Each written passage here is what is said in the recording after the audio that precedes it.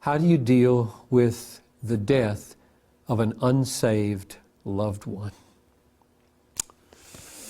I was on the phone with one of our brothers on Monday, and his 93-year-old dad had just died. And whenever the word comes to me, I'm just so hesitant to ask, was he a believer? I want them to. And he did. He brought it up, and he said, I don't have much confidence that he was. And then he said, but I'm going to have to just leave that to the Lord. Which is kind of I'm sure he didn't even think of it this way, it's kind of a biblical paraphrase of the text that I use most often in this context is, will not the judge of all the earth do right? And I've only done a few funerals for unbelievers that I know are unbelievers. They're way worse than anything.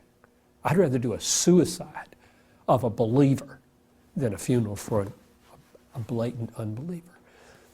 And I remember one time just standing around the coffin, there's about 12 people there. And the older woman who knew her brother was just a pagan, just hated everything about the church and Christianity. And I couldn't hide this. Everybody there knew, what's he going to say? What's the pastor going to say? There was no hiding this. And I said, we all know. I can't remember his name now. He wasn't part of our church, or I never knew him. There he was in the funeral. We all know that he was not a believer. And we know that he deserves the wrath of God, and will experience it. But what we must keep our focus on is God is just, God is good. God does not do anything that we will not ultimately approve someday. And then I read that text from Genesis 18:25. Will not the judge of all the earth do right? And right now, I confess, right now, the right thing feels very painful to us. Horribly painful. Maybe immobilizingly, paralyzingly painful with grief.